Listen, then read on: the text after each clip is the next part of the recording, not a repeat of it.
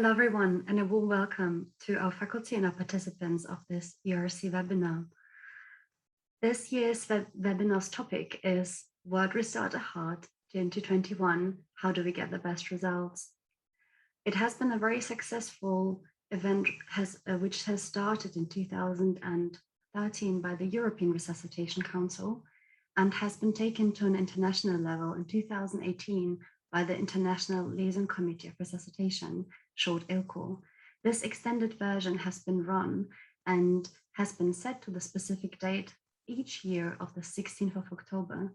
There will be events running up to this date as today to make the public aware and to make colleagues and non-clinicians also aware to increase public awareness events.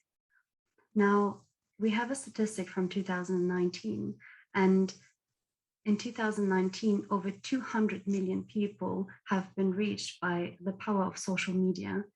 Now, this is an incredible amount, and we have trained, even in 2019, more than 5 million people in CPR.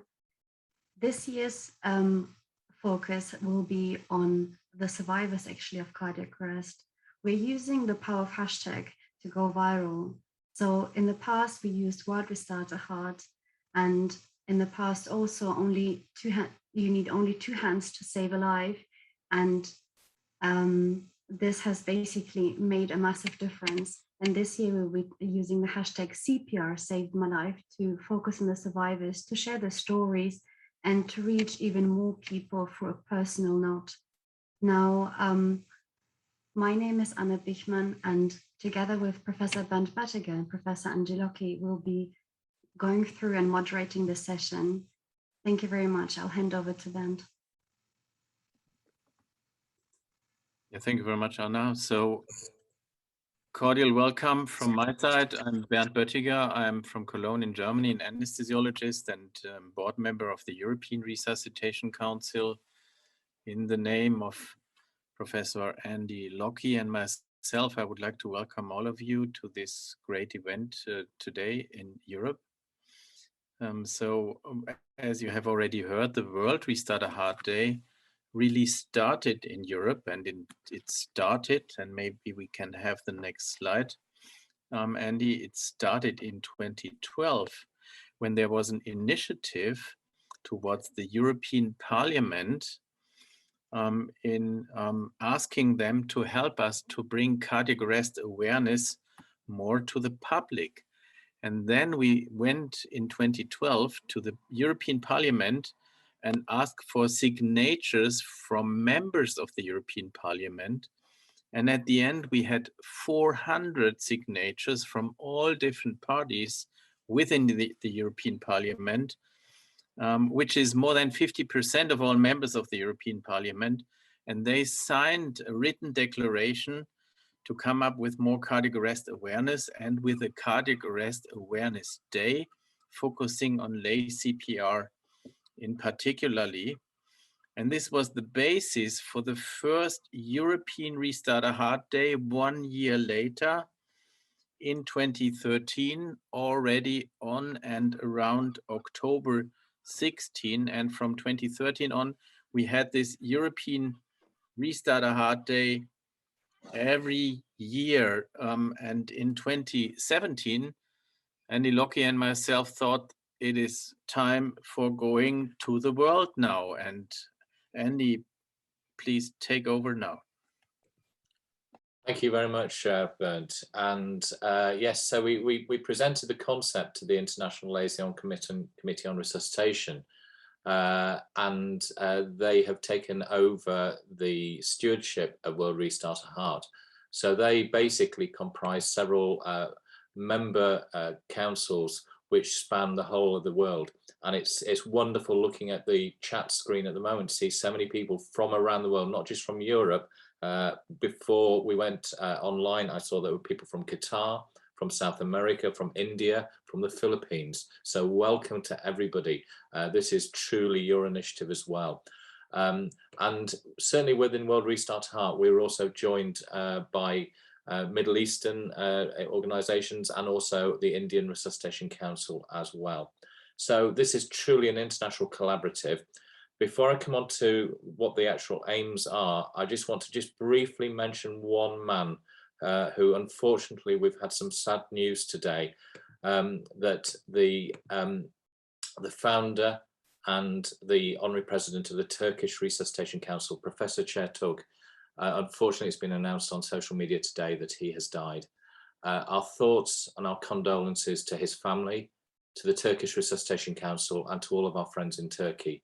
As you can see here, he was leading from the front when it came to Kids Save Lives and also Restart a Heart. And our thoughts are with our Turkish friends right now. The objectives of World Restart a Heart are simple. The day is actually on the 16th of October every year, and that's more when we celebrate it and when we do the social media. But it is an all-round activity. And ILCOR shares resources through its website, and we want all regional councils to take part. As I say, it's not essential that activity takes place on the day, but that day is when we use it for media promotion. And you'll hear more about social media from Nadine's talk a little bit later. And it's not just limited to school children. We started out talking about Kids Save Lives, but we realized that it's not just about teaching kids, it's about teaching adults as well. So we've got 4 fantastic speakers for you this evening, who will each talk about slightly different aspects of World Restart a Heart. And the purpose of this evening is that it enthuses you to go away and think how you can deliver training, how you can celebrate World Restart a Heart Day, how you can help either by doing face-to-face, doing things online or through social media. There's a specific ERC project that you'll hear about. And finally, you'll hear from Italy a wonderful story about how World Restart a Heart changed national policy. So to start with, I'm going to come straight away to a very good friend of mine, and that is Jason Carlyon. Jason is the National Project Manager for Restart a Heart in the UK, as well as being the lead for his ambulance service in Yorkshire. And he has done a phenomenal amount of work. In fact, it's down to Jason's work with the Yorkshire Ambulance Service that we developed the UK-wide approach to Restart a Heart based around the exemplar that he showed. So without more ado, I'd like to hand over now to Jason.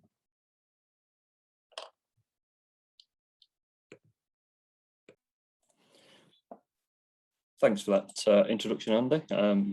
You've built me up. I hope I live up to expectations now. Just bear with me a second whilst I share my screen. Sorry, Jason, before you start, I've just realised I've not told everybody about the ground rules for this webinar this evening. Go ahead. Go ahead. So the webinar is being recorded and then it will be available there afterwards. Please, if you've got a question, use the Q&A function on your screen, the question and answer function. Do not use the chat to ask a question because we will not be monitoring that. Use the chat to say hello to each other and goodbye to each other, but use the Q&A function if you have any questions, and then we will try to answer as many of those after each speaker. Sorry about that, Jason. Back to you. Thanks, Andy. Good evening, everyone. So firstly, just thank you for the invitation to speak on this webinar tonight and to share my experience of delivering and organising face-to-face training in the UK, as Andy says, not only in my local ambulance service where I work, but also nationally through my role with the Resuscitation Council, project managing Restart a Heart across the UK. And what I would add is that whilst particularly I'm going to talk about face-to-face strategies, it's important to remember the power of social media and media messaging to complement the face-to-face training. And I know that Nadine's going to talk about that as well in her talk. But it's already been mentioned about the significant reach of the messaging that can be extended with that. And I think it's worth adding that also, given that we're just coming out of a period of restrictions through COVID, that there's also a place for online and virtual training, as we've probably all discovered last year, where we had to shift entirely to that format. So by way of context, in 2019, alone in the UK, we trained over 291,000 people on the day. And that brought our cumulative total to nearly 900,000 people trained since 2016. And the reason that figure only extends to 2016 is that this was quite a significant year in the Restart Heart development in the UK. And this was where it was recognised that in order to develop, build and further the campaign, it would require partnership support.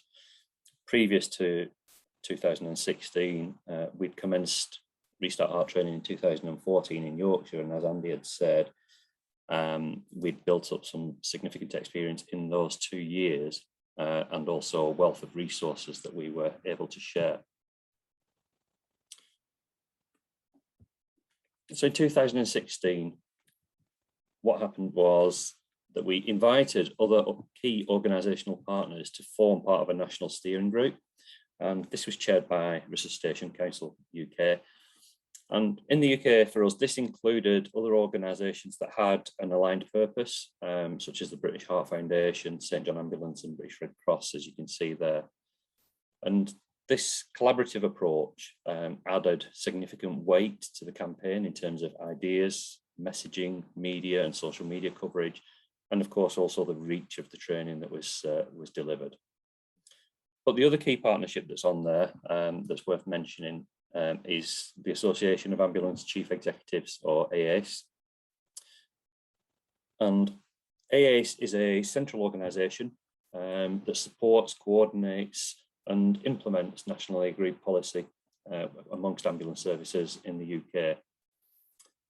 As such, we attended one of their meetings, and we presented to the present chief execs about the success that we'd had in Yorkshire, delivering Restart Heart training, not only in the training, but the sort of additional benefits that we received as a service from that, and encouraged a nationally joined up approach to delivery.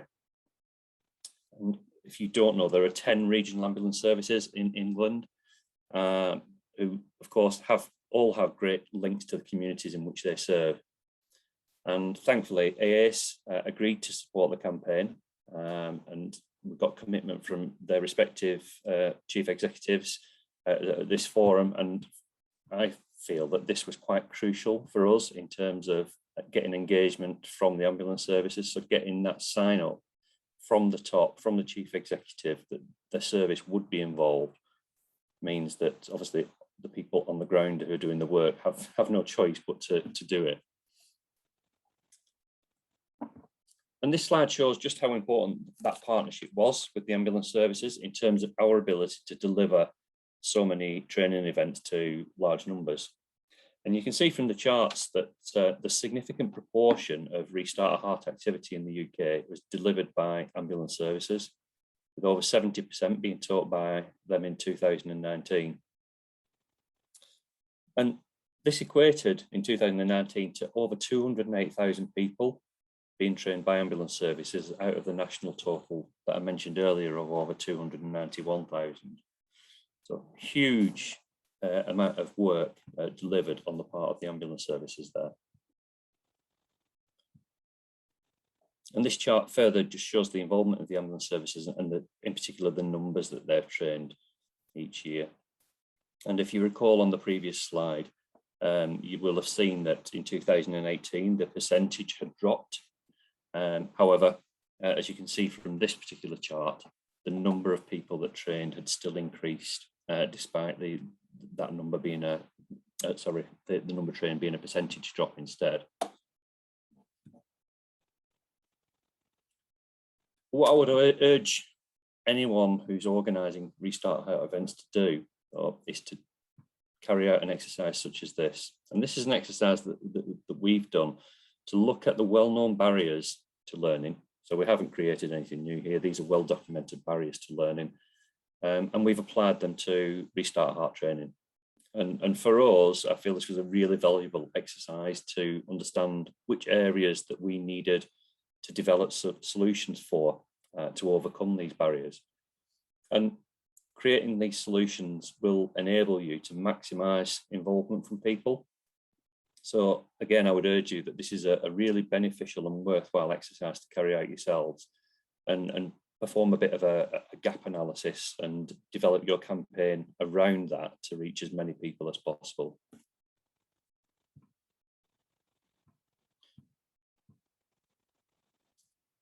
As Andy mentioned, the key focus of training, Restart Heart training in the UK has been predominantly into schools and secondary schools specifically. This is simply largely due to an equipment solution already being in place that enabled this, rather than this being a chosen target group. That said, it's clearly a good demographic to target, and especially since CPR is now a curriculum activity in England, that hopefully will enable this to be delivered more often. But in order to maximise buy-in from schools, you really need to address the "what's in it for me" question. I've found this myself since 2014, that this is a real challenge for schools, certainly in the UK, and I don't expect it's any different elsewhere. Schools now have so many competing priorities for their very little flexible time in their days. So whatever you're offering has to be really attractive for them to persuade them to get involved. In order to do that, you need to flex to their timetable. It needs to be very low lift on the part of the teachers and the school. So the delivery is done by you, the equipment is supplied and provided by you, those kind of things. And if you were able to link your offering to the curriculum content, even better, because clearly if it matches their curriculum requirements, you are sort of ticking a box for them. But if CPR isn't a curricular activity, you may need some creative thinking about how you can incorporate your training into the curriculum. So for example, maybe linking to some elements of the science curriculum. And particularly with young people, delivering training to young people and adults is, I think, very different. With children in particular, you've got to really think about what's going to turn them on. And in terms of school children, I think that one of the biggest motivators that I found is that the training needs to be fun, needs to be engaging. Ideally, all children want some form of reward. If that's just a certificate, that's fine, but that certificate, a little piece of paper that says they've been involved in that training, really motivates some young people. What else is really powerful? Well, make it relatable. Providing real life stories that demonstrate not only that it happens to them as young people, but young people who have saved others' lives. And we've used some fantastic case studies in the past to demonstrate this, and even taken cardiac arrest survivors along to schools with us to talk about their experience, as well as having a young person at one of the schools that we trained who then went on to save a life come along, and she went back to her school to talk to the youngsters about how she had saved a life. The session needs to be as non-academic as possible and very hands-on. You're dropping into a school and the students are getting out of classwork essentially, and the last thing they want to be doing is going to another room with a class going on. So if you can make your session as practical as possible, then you stand a really good chance. And if you can, introduce an element of competition. If you have CPR mannequins, for example, that provide feedback, then that really can introduce that element of competition amongst them.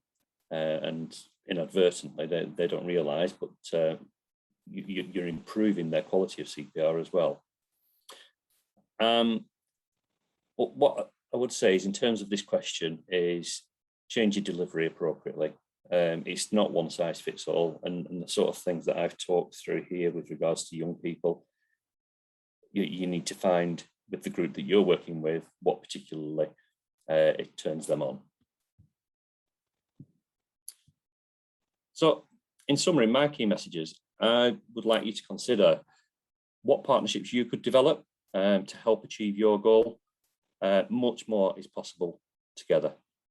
We can all make a dent on our own, but as a group, we have far much more power. Spend some time thinking about what the barriers are to learning where you are and how you might overcome them. And finally, I would say when engaging with schools, I would suggest working with schools to conduct some focus groups, get their advice, get them to co-produce the sessions with you, and get them to tell you what works for them. Thank you for listening. Thank you very much, Jason. That's a beautiful, succinct presentation about how to deliver face-to-face training at a national level and how to engage key partners to do that. We've got a couple of questions that have come in on the Q&A, so thank you very much. Nino asks about gamification and how that could be factored into training. Yeah, definitely. Gamification, I talked about the element of competition, and there are mannequin manufacturers out there that include gamification within some of their software, and absolutely that supports that competition element. Creating it as a game encourages that fun element to the activity as well, so it's definitely beneficial when teaching young people. Excellent. And I think it's pronounced Joseph is asking, did the ambulance services in all mentioned cases teach the complete BLS and AD curriculum, or just chest compressions only? That's a really good question, I think. Yeah, so we are very limited, as I've sort of mentioned, with regards to access to a school and what time they will give us. So for our model is that we have a 30-minute session with the students. Therefore, that doesn't allow us to cover everything that's on the school curriculum, to cover CPR, first aid, AED. But that 30 minutes is our introduction to those students. It's the time to talk about CPR and AED, but to give them the basic skills to provide CPR and teach them how they access a defib if they need it. We don't have the capacity or time within that session to deliver the remainder of the curriculum. And I guess we've talked a lot about teaching kids in schools. How about the wider community? How important is that? And how can we prioritise? Yeah, it's hugely important. As I sort of alluded to at the beginning, I was talking particularly about schools on this presentation because that's been our focus. But as you well know, in the UK, Andy, this year we're very much looking at delivering some targeted work, so working on the areas of greatest need, and that's not necessarily always going to be in schools. So it's working with communities where we know there's a high incidence of cardiac arrest and low bystander CPR rates, and delivering training within them. But again, that comes back to that barriers work. So it's understanding what are the barriers within those communities that prevent those people from accessing or wanting to access the training previously. Yeah, absolutely. And I think just for the audience, myself and Jason collaborated on an analysis of our 2019 initiative, where we looked at where our Restart Heart events were taking place. And despite the fact they were offered to all schools, they tended to be taking place in areas with a lesser need, not a zero need, but a lesser need. So we know that our hotspots in the UK are areas of deprivation, high population density, poverty, and yet a lot of our training was being taken up by the opposite areas.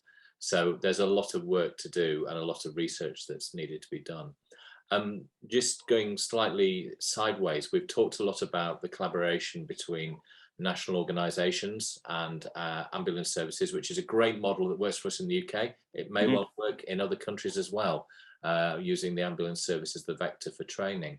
But we've also got a strong network through our medical schools as well. Do you want to just mention about that?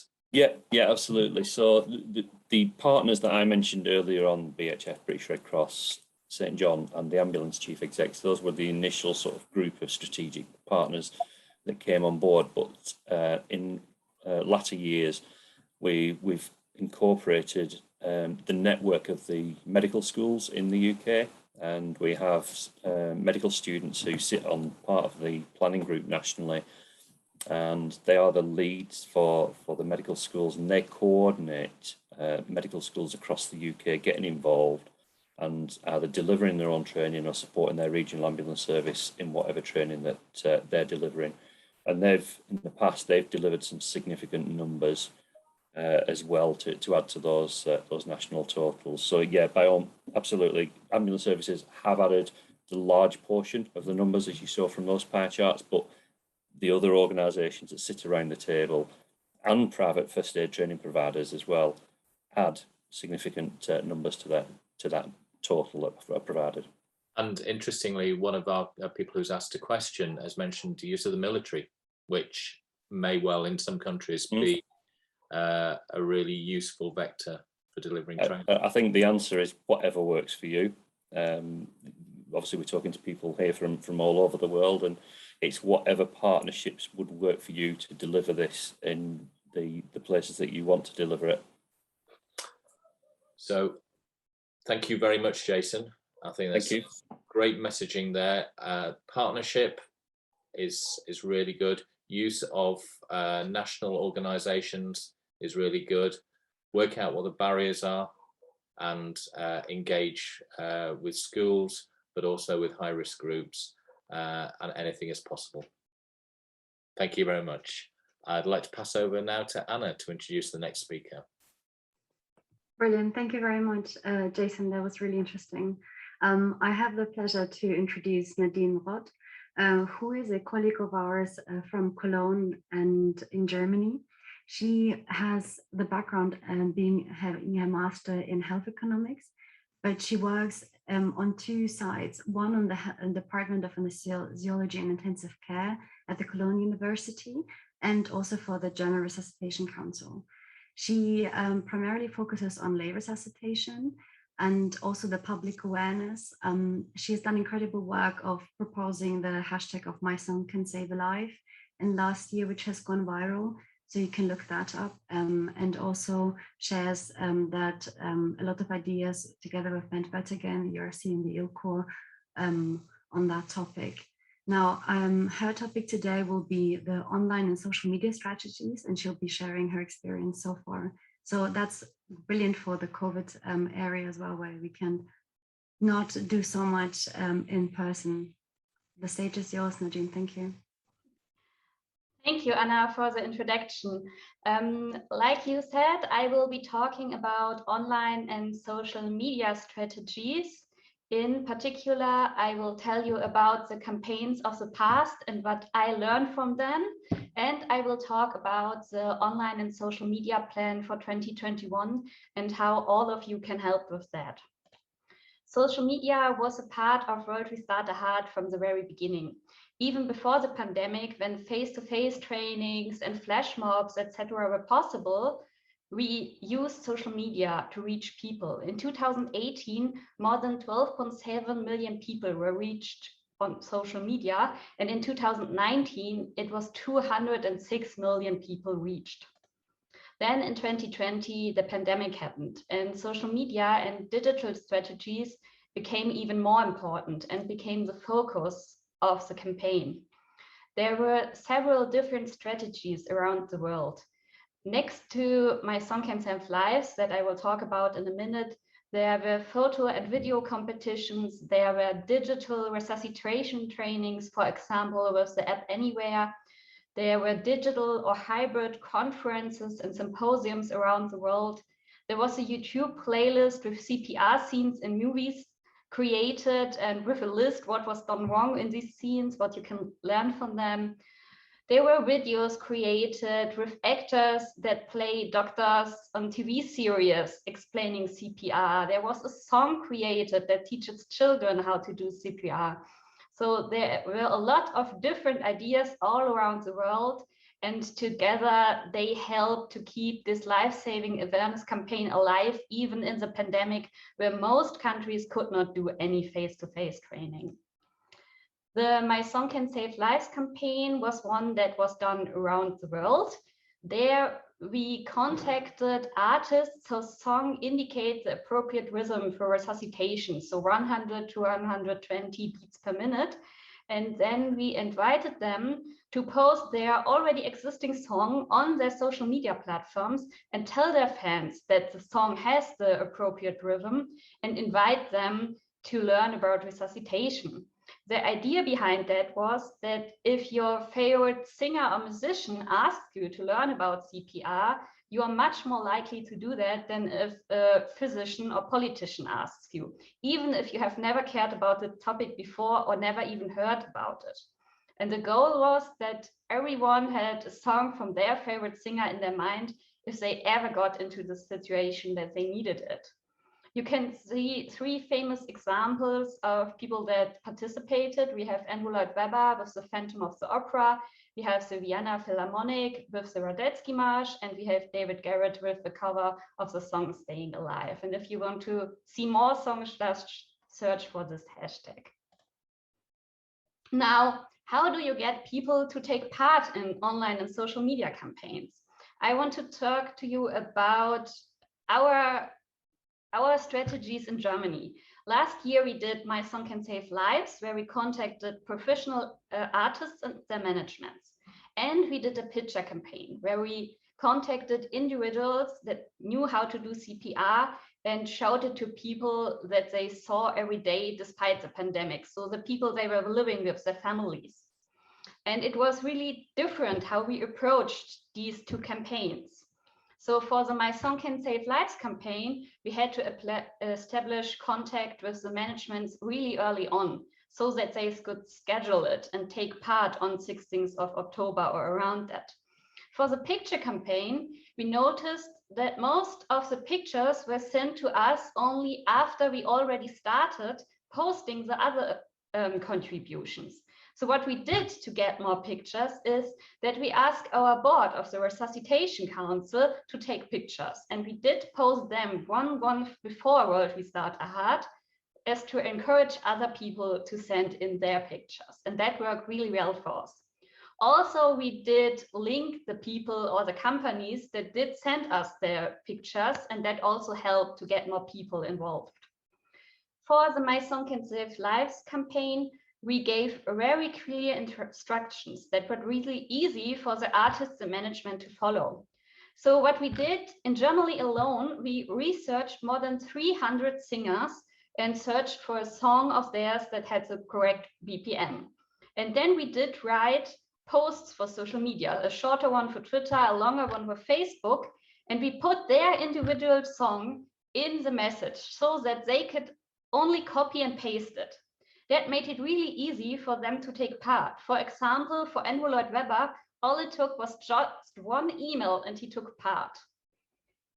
But you also have to give them the freedom to deviate from what you want, because they will not always want to say exactly what you are asking them to say.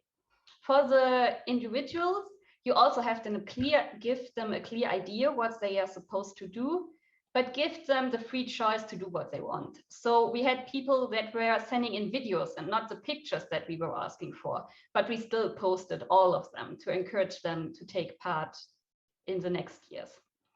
Then another difference was that for My Song Can Save Lives, we asked the artists to post this on their own accounts so that their fans would see this, even if they do not care for CPR. For the picture campaign, we posted the material on the Resuscitation Council accounts. This meant that mostly people that are already interested in CPR see this.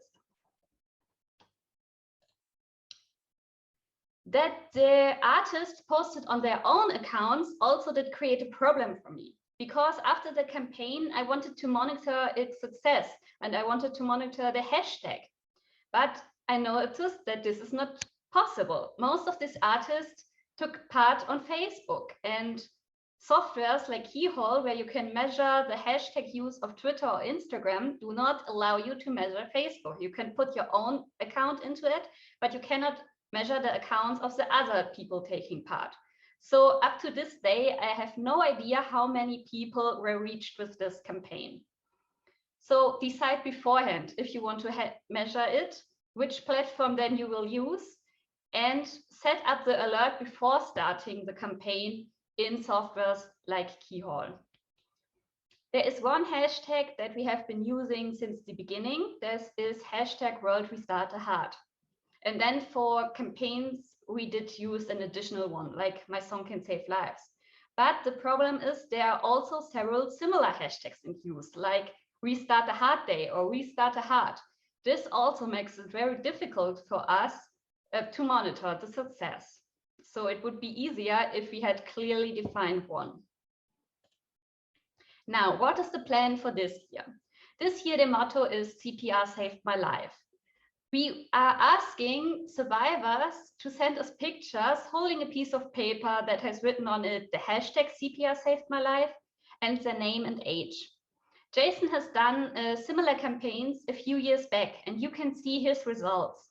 He told me that the campaign was really successful in adding a human element to the event and really helped hit home the variety of ages that categories affected. And this is exactly the reason why we chose this motto this year. We want to have an emotional approach to the topic so that people are interested in it. And we want to show that it can affect everyone. This is one example from Sri Lanka from this year, from this campaign. Here you can see Prima's story. She is now 90 years old and she was resuscitated 14 years ago. And because of that, she met her great grandchildren. This is a really great example of an emotional story that catches the attention. And it also shows that you do not have to post on 16th of October, but you can start before that. But again, give people some freedom.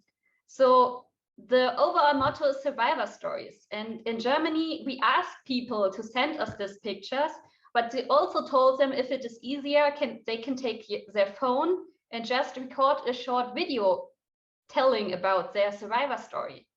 And I was surprised that we have received a lot of videos, but not a single picture yet. I did not expect this at all. And I'm really curious to see what we will get when we start posting these videos.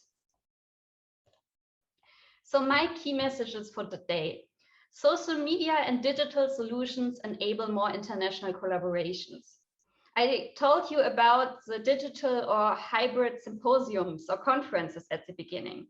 And if I'm correct, Professor Böttiger and Professor Locke on last year's World Restart a Heart Day on 16th of October, they participated in symposiums in Brazil and in India on the same day both.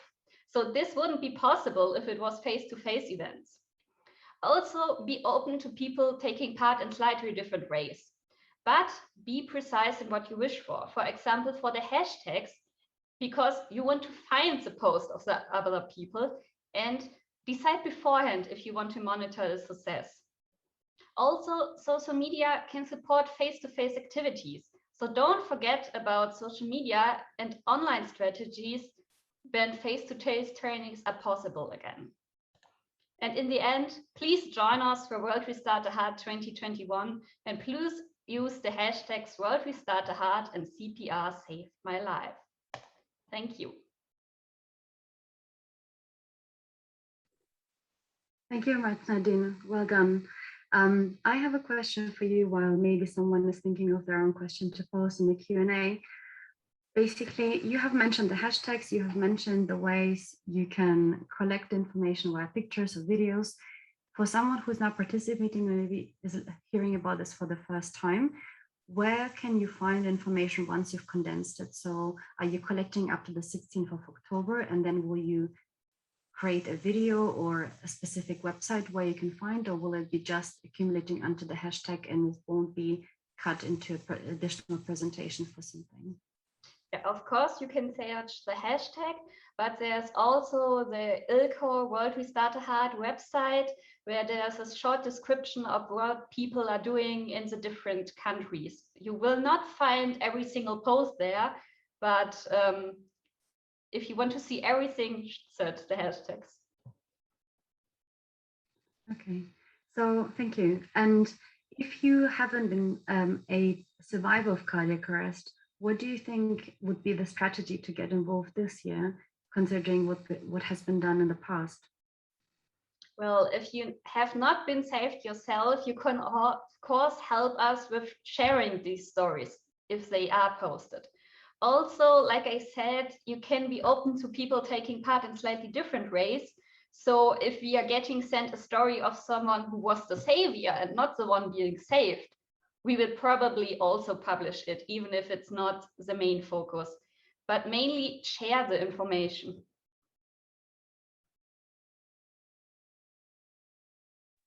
Okay, thank you.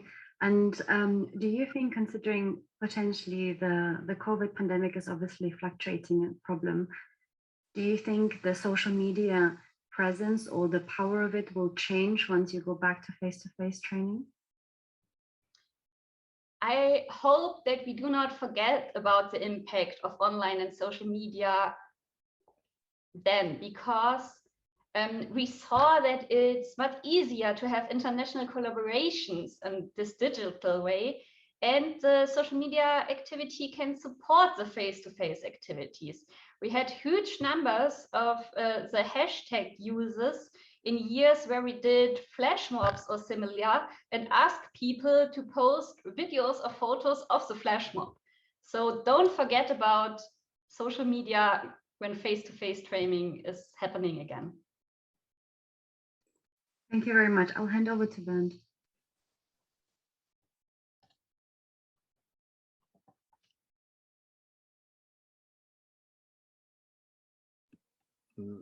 Thank you very much, Anna, and thank you very much, Nadine. It's my great pleasure now to proceed in this ERC webinar. And I would like to remind all those who came a little bit later in, if you have any questions, please use the Q&A opportunity at the bottom of the Zoom device for your questions, and we will then try to put them in front of all of the participants and ask for answers. So it's my great pleasure now to introduce the next speaker. I know him very well for many, many years. It is Carlo Clarence. He's from Luxembourg in Europe. He was very much engaged over years in the emergency medical services in Luxembourg. He has now retired some few years ago. Carlo is one of the initiators of the Luxembourg Resuscitation Council, which was established 2008. And he was very engaged in bringing lay CPR to the people in Luxembourg, lay CPR and AED. Carlo is the CEO of the Luxembourg Resuscitation Council Secretariat, and he is one of the founders of ERC courses in Luxembourg. As a permanent representative of the Luxembourg Resuscitation Council, he's a member of the General Assembly of the European Resuscitation Council for many, many years. And this year, he is one of the key persons of the European branch of the World Restart a Heart Day. And his presentation will focus on the ERC approach to World Restart a Heart, one project in 1 year.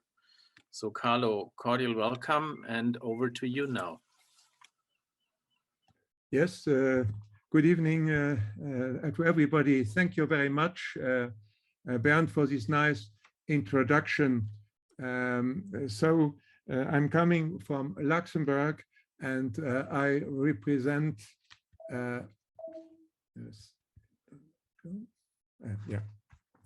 So I will propose this evening an ERC approach to World Restart a Heart Day. It's a project, it's one project in one country in 1 year, 101. I have no conflict of interest. So, as already told, the aim of World Restart a Heart Day is the support survival after out-of-hospital cardiac arrest. And because of the pandemic, we thought that we could perhaps propose an one project which will be chosen by the National Resuscitation Council on voluntary basis. So we will have the departure on a local regional level. And if you have some topics, some domains and aspects, it will be many of them. So perhaps you see here the EMS organization, the chain of survival, the phone CPR, first responder projects. So there are many possibilities. What could be also is taking account projects that will deal with education in primary schools and secondary schools at university, to teach CPR, or as Nadine already highlighted with this conference, communication, social media, video representation, and information policy, or perhaps you can go on a specific sport. It is a project that we, for example, will choose in order to support World Restart the Heart Day, or even as also Nadine pointed out, songs in order to support CPR. Where are we now? On the 8th of September, we propose an NRC survey with 12 questions in order to respond every National Resuscitation Council. We propose this in order to deal and to see what project they can submit. It might be under a project of a PowerPoint presentation, a video, or any other means you can use. What would be interesting is perhaps to present it and to get it approved by task force, and in order to be ready on the 16th of October 21, so that we can perhaps, and that's a proposal, that we can perhaps make an official launch going from every National Resuscitation Council on. It is not easy, perhaps, but it seems to be easy and not too complicated if we have a workbook. So we invite every National Resuscitation Council to elaborate his workbook. So they will define what is important for them, what will be the results after 1 year. So some criteria I noted here, you will see. So it is important to give it a title and to have an aim also, to see what you will want to, what will be the success you want to, objectives, what will be the means in order to realize the aims. What is important is also, when you are in a country, what is the area you will sensibilize, what is the area will training, will it be rural, urban, or town area? And the population you want to sensibilize, will it be adults, will it be children? And one kind of project, we already pointed it out. What could be very important is that the project the NRC will choose will be repeatable. So begin perhaps with a little one pilot project, which could be repeated afterwards in order to see how it will be also extendable. Perhaps you can choose a project in relation with a fireman. Could it be perhaps extended to policeman organizations? That will be an advantage. What we thought also is what is important is that it will be durable. There will be an effect after it is finished. If it can continue, it will be a very great point also. And the limit in time is, will it take place on 1 day, in 1 month, 2 and 3 months, or a year later? What is important also is to know what funds I have at disposal. What will be the costs? Will it be realizable with the money I have, the funds? And the facility, we spoke much about communication, so the facility to communicate it to others, to other organizations, to international levels will be important. And one other point I think also for local and regional is important is the interaction, the collaboration you will do with different organizations in the country. You will perhaps boost in order to work together for one thing. And that is very important. Nevertheless, we all know that there are COVID restrictions, so that might be an argument also to do it on a local regional level.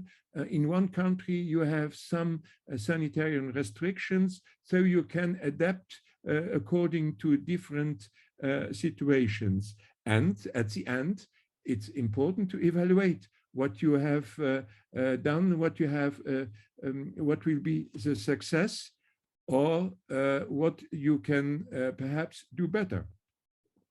So, as already I told, we choose a project, or we will choose a project in sport. You know, at the 16th of June, there was an international match, UEFA Europe match, Denmark, Finland, and Christian Eriksen made a cardiac arrest. It was the media these days, cardiac arrest we ever saw. Here in Luxembourg, our football clubs were very sensibilized to it. As, for example, at the 21 of August, we had a 29-year-old football player who made his cardiac arrest on a non-professional football match. So we thought it could be important. So if we apply what I told you before, title, it will be training of non-professional football team members in CPR and AED. The aim, it will be to train half of the football team in CPR in order to be able to resuscitate one victim on scene. The objectives will be to learn by 3-step CPR, so it's a WRAH program of 1 hour and 30. We will apply on this group. The population will be non-professional football players because when on national matches, the assistance, medical assistance, it's quite larger than on non-professional matches. So it is important that volunteers of different clubs will train CPR, and it will be done in relation with emergency medical services of the South region. So we also can do a pilot project with 6 participants of 8 clubs. So it will be a very little unit, but 48 for the beginning, according to COVID restrictions. And so we'll do it in 8 training classrooms. The project, it could be continued with other experiences, with other clubs. There are about 50 non-professional clubs we can contact. And what is important also is the interaction, the collaboration between the National Federation, the Emergency Medical Services, the Luxembourg Resuscitation Council, different instructors, so there could be a great chance to work together for one thing. The budget, we think that it will be a fee of 25 euro per participant, so we will touch about 1,500 euro per project. The evaluation is planned to do it after a year to see what the training has and the teaching has brought. And the advantage will be that we can begin at once, because the system and the training program are there. We only have to respect COVID restrictions. So what will go on if one National Resuscitation Council has chosen his project? It will be the possibility in December at the Assembly, at the General Assembly, to perhaps to interview the different National Resuscitation Council for an intermediate evaluation, but we will try to finish at the 16th October 22 with a World Restart the Heart closure, final results. You know, in every project there are positive points, there are negative points. What were the facilities, what were the founds, what were the difficulties we had to face, and perhaps how could we manage in order to do better in future. On the bottom, you see here the timeline we propose. So I already comment it. What is important, and I think that we will not only stay on the National Resuscitation Council, and I had the chance on Saturday to collaborate in a world record of resuscitation via a PC and my iPhone. It was very amazing what you can do now with internet connections, and it will perhaps be a way in order to get many people on the same thing, doing CPR resuscitation on the same time, in order to boost one another, in order to motivate, in order to get good results at the end. And it's time for my key messages. So I hope I could persuade members of NRC to interest to do 101 project for the next World Restart the Heart Day 21, and perhaps continue it until 22. I think it is very important, especially on the world level and on the European level, to be conscious of our multiplicity of the countries, reflecting also our diversities. And I think we could meet together in unity and unicity on October 16th for the World Restart the Heart Day, with one message, that two hands can save lives. I thank you very much for the attention. Thank you very much, Carlo, for this very engaged firework on what you are doing in Luxembourg and what the national resuscitation councils in Europe can do in this 101 project in 1 year. So this is for the national resuscitation councils.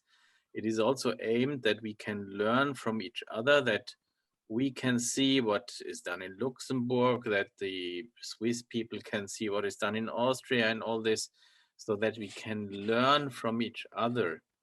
And besides that, it is important to me to say that everyone here in this conference tonight and everyone on the world can just start also individually. You do not need to follow your National Resuscitation Council. You can go on the street and train lay people. If it is allowed by the pandemic regulations, you can go into the next school. So everyone can start immediately and on October 16.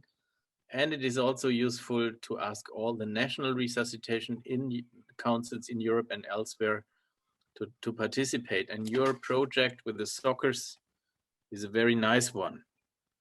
And I'm going now to the questions and answers. And there is one question coming from Nino. When is the deadline for the registering the project 101? Carlo, please help us with this and answer the question. Yes, I hope that at the 1st of October, we could already get many projects. So perhaps in a month, we could perhaps finalize and see what will be the results. I don't know if the interest will be very great. So I hope so, because it's easy. Everybody, every NRC can do it, but I don't know. We'll wait on it. Okay, thank you very much. And doing something with soccers is also, I would say, a very nice idea, because we just have all seen, as you mentioned, Christian Eriksson, collapsing with a cardiac arrest, and how easy it is to save a life if resuscitation is immediately available. And I would like to mention that cardiac arrests occur in most of the cases not on the soccer field, but at home. So my personal goal, and maybe our goal, is to have a lifesaver in every family. And therefore it is useful to educate school children in CPR and tell them that they should, that they have a homework after they know what to do. They should educate their parents, their sisters, their brothers, and their grandparents. And that's probably one of the ways you can participate in World Restart a Heart 2021, virtually, or maybe also face-to-face if it is allowed. So I do not see any further questions. Oh, there is one comment, information. We started a project with one project every month. The 9 provinces will in turn do one, finishing in Brussels on October 16, 2022. This comment is coming from Walter Renier. So thank you very much, Walter. I do not see any further questions. So any final comments from your side? Carlo, do you have a wish or a dream that you would like to put to all of our attention? Yes, please participate as much as you, all the NRCs, so it will be a great success for the World Restart a Heart Day.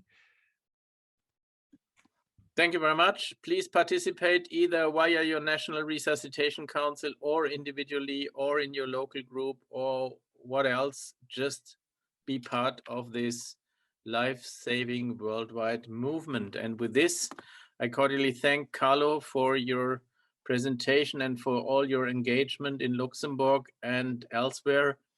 And over to Anna now again, please. Thanks. Thank you very much. Thank you very much. So it is an honor to introduce the next speaker, speaking of Resuscitation Council, who's actually the current president of the Italian Resuscitation Council. So we're moving a little bit more south geographically. And I want to welcome Giuseppe Ristagno, who is an associate professor in anesthesiology and intensive care at the University of Milan. He's joining us from Bologna. And he has been involved in cardiac arrest resuscitation research and CPR research, and also in the Viva CPR campaign, awareness campaign in the Kids Save Lives, since already 2013. So it's a very long time, and I'm really interested in listening to his presentation on using WRAH to change national policy, to actually make a change in the political world, which we always struggle to do so. So the stage is yours. Thank you. Thank you, Anna. Thank you very much for the invitation to this great webinar. So now in these 10 minutes, I'm going to share with you our approach to the national politicians in order to have a real and national law in Italy for the World Restart Heart. I like to start from the end. So on August 6, 2021, finally in Italy, we had a law, a system saving lives law. In these slides, you can see all the 8 articles of this law. And basically now it's a mandatory the placement of AEDs in public place, including transportation. AED placement should follow specific criteria for location based on local needs, viability, accessibility. The third article is very important because it provides legal protection to first responders and lay first responders. Then we have a mandatory use availability of AEDs in during sportive events, both professional and amateur. Then we have the importance of kids saving life, and so CPR education now is mandatory in school for children aged between 10 and 18. We need to have a registry of ADs, and also it is recommended the use of smartphone application for first responder recruitment and AD recruitment, and also a national standardization of a pre-hospital dispatch instruction. And finally, of course, we need to perform awareness campaign in occasion, especially of the World Restarter Day on October 16. So this is the end of the story, but now let's see how we got there. Everything started with the written declaration from 2012. Ben Bortiger already introduced this declaration that started all the process. And as Italian Resuscitation Council, we immediately start to work to fully comply in Italy with that declaration.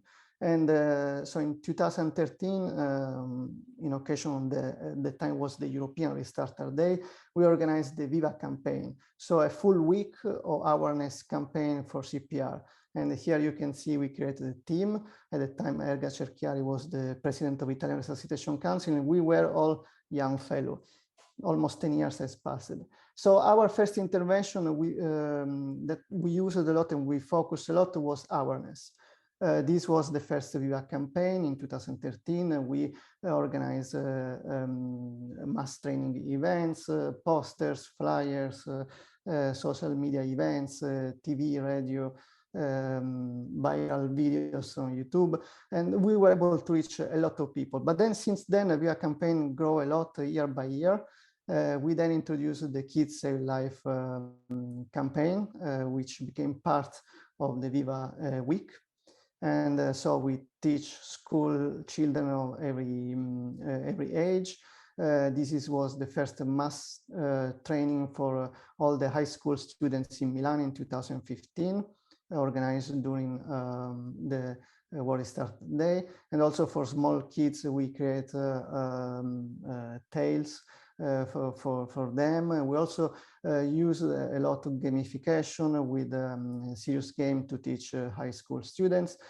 So we try to reach all the different age of students. And then since 2013 till 2021, we increased awareness with both Viva campaign and Kids Save Life campaign. So a full week with a lot of participation from different organizations in Italy. Then since the World Restart Day became reality in 2018, it felt within the Viva week. So we try to organize the Viva week in order to have the most important event of the week during the World Restarter Day. Here you can see the event in the Colosseum inside, and as you can see here, we were able also to reach very important persons, or almost holy persons. This is another World Restarter Day in Milan, massive school training. And here we have also the pleasure to have with us the European Resuscitation Council represented by Bernd Bottiger, who was with us and also actually supported all the process since its beginning in 2013. Indeed, you can see him again the year after in the book fair in Turin, trying to increase awareness for bystander CPR. And this is the World Restart Day in 2019 in Bologna, where we were part of the big record achieved with the World Restart Day that year. In 2020, we were locked down, but we didn't give up. We organized a lot of online events, marathon of CPR through Italy, video lessons, and a lot of presentations in the national TV channel. Actually, we calculated that we were able to reach approximately 4 million people. So even with the lockdown, but we were successful in increasing awareness. And this is almost 10 years of awareness events and the Viva campaign. But that was not only the one effort. In order to reach politicians, we try to go parallel with science. So we want to be to base the awareness only on ourselves, on our events, but we wanted to produce also science. So we try to publish every events, everything we did within the Viva campaign. So, for example, we perform a survey in order to know what was the pre-arrival instruction by the dispatch center of the AD availability. Again, we try to we publish data on the willingness of school students to know about CPR or about the CPR education legislation through Europe. Again, about the percentage of first responders, or about the use or the first use in Italy of an app to retrieve ADs and first responders. And this is, again, just a small picture of some of the work that we published. Why we did that? Because, and probably this then was the most important publication, so the latest guidelines, with the System Save Life chapter led by Federico Semeraro, and this probably was the breakthrough the political world. It was important to put science beside awareness, because this created scientific international accountability for Italian Resuscitation Council in order to reach and have more impact on politicians. And indeed that political pressure, political lobby was the third part of our intervention to reach our goal. So we try to reach politicians to increase awareness about cardiac arrest and CPR. And here was the 2015 in occasion of the VR week. And again, you can see Bernd Bottinger was with us at the Chamber of Deputies. And again, we were directly involved with the Ministry of Health for the introduction of first aid training in the school. And again, 2019, again, the Chamber of Deputies bring both personnel from IRC, but also testimonials in order to improve CPR awareness. And this is the end of the story. So in June 2019, I, Federico Semeraro, and Andres Capigliati, that you all know, we were called for audition in the Chamber of Deputies, where we discussed about the importance of community involvement in cardiac arrest. And in that occasion, we presented this proposal of 10 interventions to improve bystander CPR and to improve early defibrillation that we call System to Save Lives. And if you can see these 10 articles, these 10 articles were the base for the law as it was now accepted. So then the law was approved in the Chamber of Deputies in July 2019, and then due to the COVID and lockdown, after 1 year and a half, finally it became a national law with the interventions that I showed you at the beginning. So this is all the story of the intervention that we have done in order to go from the World Restarter Day to a national politics. And was a long trip, and it was started from all the past presidents of Italian Resuscitation Council. And of course, great help came from Europe and from Bernd Bottinger, who support all the interventions since the beginning. So, and of course, from the IRC Secretariat, because to organize and manage all these interventions, we require a great team. So this is my final message. Going from World Restarter Day to the national policy, it might take several years of public awareness events, social media events, scientific production, international experts and scientific societies support, and of course, political pressure. So it is a big effort, never give up. And by the way, it is really a beautiful and wonderful long trip, and I recommend all of you to start it. Thank you very much.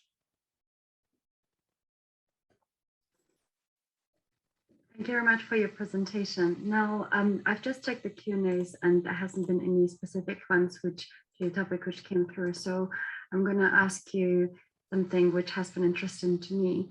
Obviously, the IRC is part of the ERC and incorporated into the network. So you've got obviously a very strong support system. what role has the ERC played in the successful steps getting basically the national policy in place? And do you think, maybe for someone who is listening to from a council which hasn't been yet as networked, do you think it's a crucial step to be part of this to be successful? Yes, thank you for the question. I think that in our case, it was one of the determinants, because having a stronger partner, so the European Resuscitation Council, and having also persons from ERC, in our case, Professor Bottiger was there every time, of course, gave us more power in order also to recruit more other partner organizations such as Red Cross or different agencies that collaborated with us in organizing the awareness events and to be part of the events. And also when we went to talk to politicians, having a European partner with us gave, of course, more accountability. So I think that from other councils that are in the way to start this process, that to get help from ERC and have a support from our European network would be really important to speed up all the process. And something which has been interesting to my personal interest, what were your key learning points? Just maybe one learning point you've taken away. If you would change one thing, you would do different now if you go for the same process again. Well, if I had to say something, probably I will not change, because it was something that we built year by year. At the beginning, in 2013, when we started, we didn't know where to go, and we decided to, as a national council, to invest a part of our budget in this campaign, even if we didn't know the final results. But then every year we decided to renew this investment, and by the end it was one of the best money that we spent, and I will not change anything, I think. Brilliant, thank you very much. I will hand over to Bernd now. Thank you. Yeah, thank you very much again. Thank you, Anna. Thank you, Giuseppe. There are a lot of compliments coming in for your presentation, Giuseppe, and also for the other presentations. So thank you very much to everyone. And also there is a big thank to Giuseppe for all the emotional memories that you have presented from Federico Semeraro. And I would also say also from my side, I remember all these events, and most of them were very touchable. Another comment is coming in. Thank you very much. Nino was not aware of this paper. I don't know what this means. So what I would like to say at the coming end of our webinar, the question is, are there any further questions coming in from public? Obviously not. So I would like to briefly summarize what I think is most important. And most important is October 16 this year and the years to follow. We have seen that over the last years, we have been extremely successful. And the message is just do something. Regardless what you are doing, using virtual things or face-to-face events, just do something. And focusing on school children is one of the issues that you can focus on. It's a very good invest in the future. ERC, the European Resuscitation Council, is providing a lot of material on the website for school children education and also for teachers' qualification, so that teachers can then be enabled to teach school children. And we have heard at the beginning that also on the ILCOR website, the website of the International Liaison Committee on Resuscitation, there is a lot of material of what has been done and what we can learn from others. And there's a lot of material and all this, including all these virtual activities you can find on the ILCOR website and also on the ERC website. So do something by your own, in a group, in your local surroundings. Please activate also your national resuscitation councils. And we have seen that from Giuseppe and from Federico and from all the others in Italy. We need to reach really something. We need the support of politicians. Congratulations to what several of us have reached in UK, in Italy, and many other countries. But politician support is essential. And for this, you should aim to find partners locally, nationally, that you can join forces, use hashtags, and just start now. The message is all that is needed to save a life and to start a campaign is 2 hands. And with this, I would like to end with my words, and I would like to give over to Andy, probably. Thank you very much. Only just really to support and emphasize what you've just said there, Bernd. We've heard a lot tonight about collaboration, a lot about partnership, a lot about using organizations that are willing to help, whether that's national organizations, whether it's ambulance services, the military, whether it's medical schools. We've also briefly mentioned some international supportive organizations such as the International Federation of Red Cross and Red Crescent, and also St. John Ambulance have recently started mobilizing support across the world as well. So if any of those organizations are active in your locality, engage with them. They want to help. We've heard about the importance of social media. It doesn't target every part of the population, and certainly some of the more vulnerable populations may not have access to it, but it helps get the message out, particularly in times of COVID. And having clear objectives, a strategy as to whether that's the 101 or whatever strategy in your country or your region of the world, to just keep Restart a Heart going, not just for one day, but for the rest of the year. But ultimately, as Bernd has just said, it doesn't matter which level you do something, whether it's on an international level, whether it's on a national level, a regional level, a local level, or an individual level. One of the questions that came through on the Q&A was about where the majority of cardiac arrests happen. I can't speak for every country, but in the UK, 80% happen in the home. So we're telling people, train people around you. This is why kids are a great vector for training. Train people around you. Look after yourself. We've already heard that this evening. Make sure that everybody around you can save a life, because it is not discriminatory. I think Jason mentioned this at the beginning. Cardiac arrest can affect anybody at any time. So whether it's individual, organizational, national, international, do something, as Bernd has just said. It does only take 2 hands to save a life, and every citizen of the world can save a life. I'm going to hand over to Anna for some final words. I think for my personal take-home message is that we started this event and obviously circulated across different channels, and just reading the chat of everyone who's participated on an evening during the week. And a lot of us are maybe clinicians with different on-call times.